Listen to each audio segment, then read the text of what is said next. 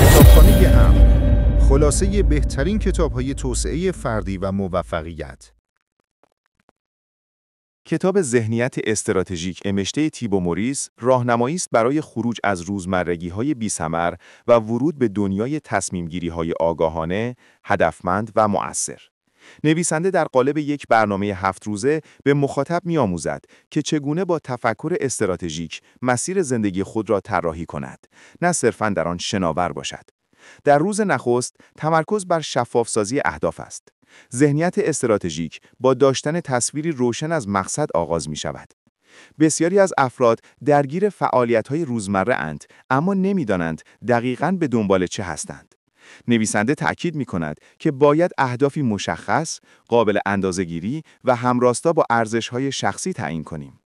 این اهداف باید آنقدر واضح باشند که بتوانیم هر تصمیم و اقدامی را با آنها بسنجیم.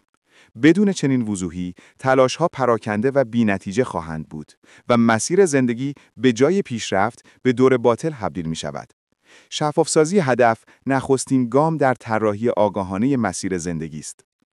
در روز دوم، تمرکز بر اولویت‌بندی است.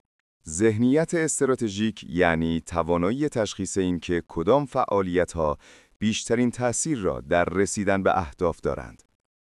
همه کارها ارزش یکسان ندارند و انجام کارهای بیشتر الزاماً به معنای پیشرفت نیست.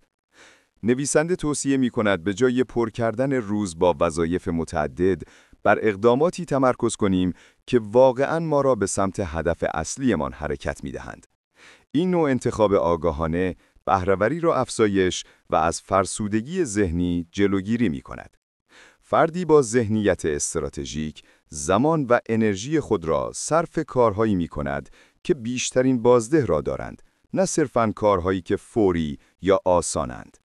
این مرحله به ما می‌آموزد که چگونه با حذف امور کم اهمیت، فضای ذهنی و زمانی بیشتری برای پیشرفت واقعی فراهم کنیم. در روز سوم تمرکز بر تصمیم گیری آگاهانه است. ذهنیت استراتژیک یعنی این که پیش از هر انتخاب تأثیر آن را بر مسیر کلی زندگی بسنجیم. بسیاری از تصمیم‌هایی که در لحظه ساده یا بی اهمیت به نظر می‌رسند، در بلند مدت نتایج بزرگی به همراه دارند.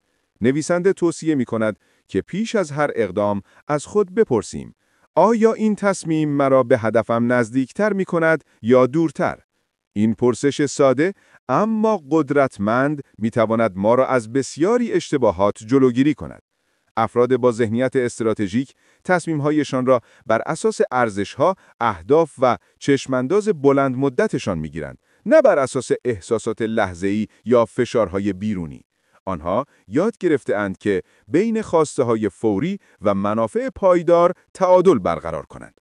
این مرحله به ما می‌آموزد که چگونه با اندکی مکث و تأمل مسیر زندگیمان را آگاهانه‌تر و دقیق‌تر انتخاب کنیم. در روز چهارم، تمرکز بر مدیریت انرژی است. ذهنیت استراتژیک تنها به زمان وابسته نیست، بلکه به کیفیت انرژی نیز بستگی دارد. بسیاری از افراد تصور می‌کنند با افزایش ساعات کاری می‌توانند بهره‌وری بیشتری داشته باشند. اما نویسنده تأکید می‌کند که آنچه اهمیت دارد، استفاده هوشمندانه از انرژی در زمانهای مناسب است.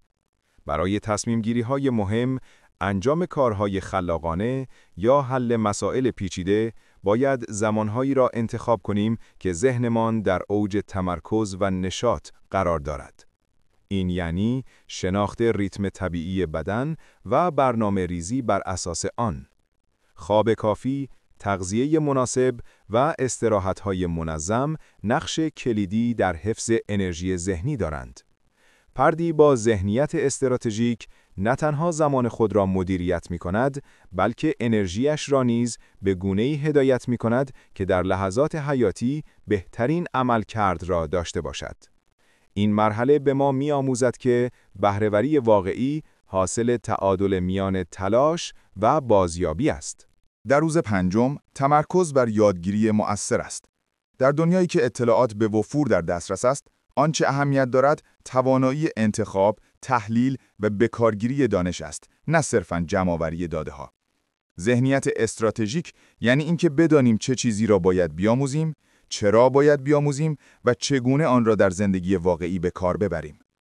نویسنده تاکید می‌کند که یادگیری نباید صرفاً نظری باشد، بلکه باید کاربردی و هدفمند باشد. فردی با ذهنیت استراتژیک منابع آموزشی را بر اساس نیازهای واقعیش انتخاب می‌کند، نه بر اساس مد روز یا فشار اجتماعی. او به جای انباشتن اطلاعات به دنبال درک عمیق و توانایی حل مسئله است. در این مرحله مخاطب می‌آموزد که چگونه با تمرکز بر کیفیت یادگیری نه کمیت آن، مسیر رشد شخصی و حرفه‌ای خود را هموار کند. یادگیری مؤثر ابزاری است برای تصمیم‌گیری بهتر، عملکرد دقیق‌تر و حرکت آگاهانه‌تر در مسیر اهداف. در روز ششم تمرکز بر انعطاف پذیری و توانایی تطبیق با تغییرات است. ذهنیت استراتژیک یعنی اینکه بتوانیم در مواجهه با شرایط غیرمنتظره آرامش خود را حفظ کرده و مسیر جدیدی برای ادامه حرکت بیابیم. زندگی همواره مطابق برنامه پیش نمی رود و اون که توانایی سازگاری دارد از بحرانها فرصت می سازد. نویسنده تأکید می کند که شکست نباید به عنوان پایان راه تلقی شود، بلکه باید آن را نقطه‌ای برای بازنگری و اصلاح مسیر دانست. افراد با ذهنیت استراتژیک در برابر تغییرات مقاومت نمی کنند، بلکه آنها را به عنوان بخشی طبیعی از رشد می‌پذیرند.